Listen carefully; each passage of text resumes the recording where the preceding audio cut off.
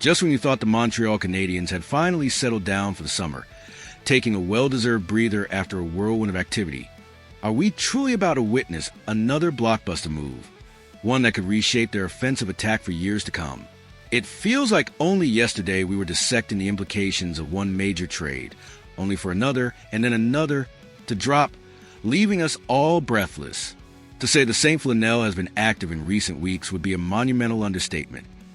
It's been a relentless, calculated assault on the offseason, designed to accelerate this rebuild and inject immediate talent into the lineup. We've seen 3 significant trades already, each one a testament to the aggressive, forward-thinking approach of this management group. First, the acquisition of Noah Dobson, a move that immediately bolstered the defensive core with a young, skilled blue liner. Then came Zach Bolduc, a promising forward secured in a deal that saw Logan Mailloux depart, a trade that raised a few eyebrows but ultimately brought in a player with significant upside. And just when we thought they might be done with the draft, they maneuvered expertly, trading up in the second round to snatch Alexander Zborowski, the very player they had coveted in the first round before making their initial draft day moves.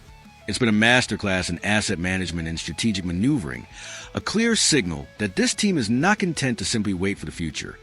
They are actively building it, piece by calculated piece. But here's the kicker.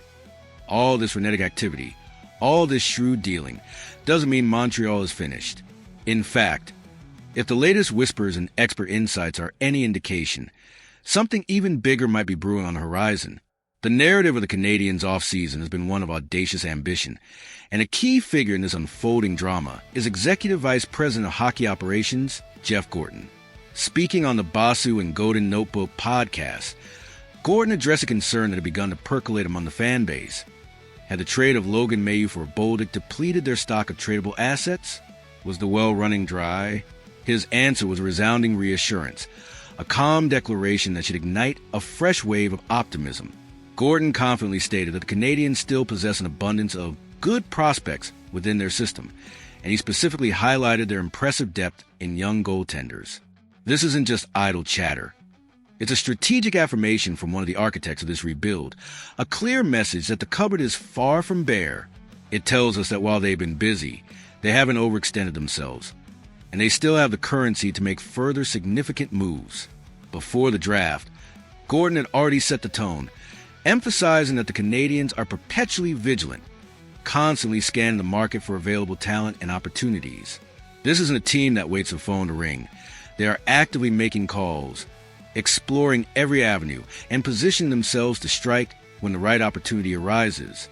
And since the draft, a particular name has begun to surface with increasing frequency, a name that, if acquired, would send shockwaves to the league and electrify the Canadiens' offensive attack. Jordan Kyrou, the dynamic first-line forward from the St. Louis Blues. The mere mention of his name in connection with Montreal is enough to quicken the pulse of any Habs fan. Kyrou is a proven offensive force, a player with speed, skill, and a scoring touch that could immediately elevate the Canadiens' top 6. Now, there's a significant hurdle in any potential Kyrou pursuit, his no-trade clause, which has recently kicked in.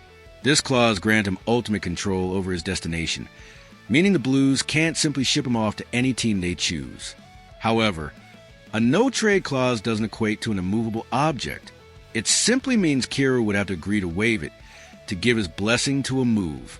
For a player of his caliber, if a team like Montreal, with an emerging core and storied history, presented a compelling vision for his future, it's not out of the realm of possibility that he might consider it. The question then becomes, what would it take to pry him away from St. Louis? This is where the insights of hockey insiders become invaluable.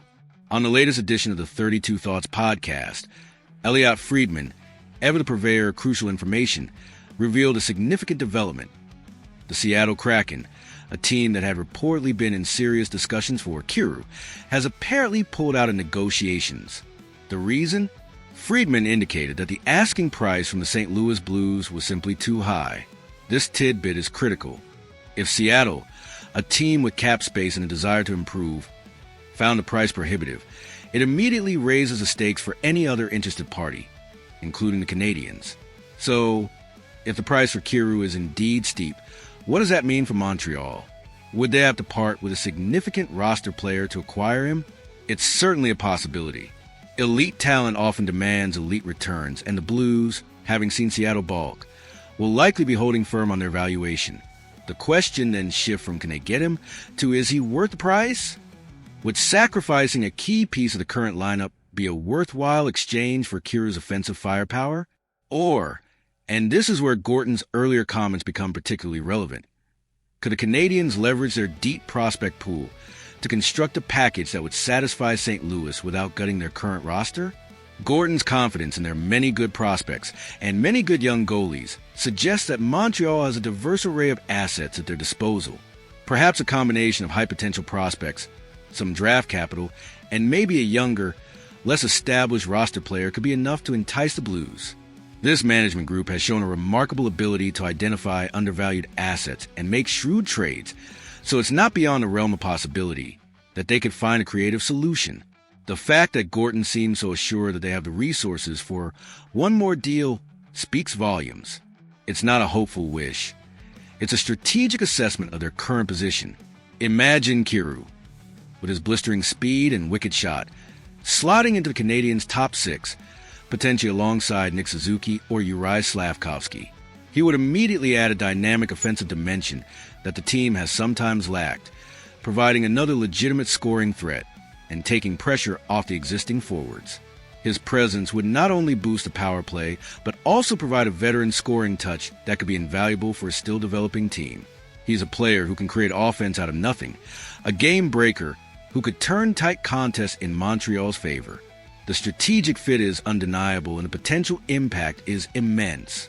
I know some people refer to the offseason as a dead period of summer, a time when the hockey world goes quiet, and fans are left to count down the days until training camp. But for the Montreal Canadiens, that couldn't be further from the truth. This team, under the guidance of Geoff Gorton and Ken Hughes, is operating with a relentless drive, a clear vision, and an unwavering commitment to building a championship contender. They have been active, strategic, and most importantly, they appear to be far from finished. The acquisition of Kyrou, while still speculative, feels like a logical next step in their aggressive pursuit of excellence. The summer may be winding down for some, but for the Canadiens, the heat is still on, and the potential for another earth-shattering move hangs tantalizingly in the air. So, what are your thoughts, Canadiens faithful? Is Jordan Kyrou the missing piece the Habs need to truly contend? And what would you be willing to give up to bring his talent to Montreal? Share your opinions in the comments below. If you're as excited as we are about the Canadiens' relentless offseason, make sure to hit that like button, and don't forget to subscribe to the channel for all the latest breaking news and in-depth analysis of your Montreal Canadiens. Let's keep this conversation going.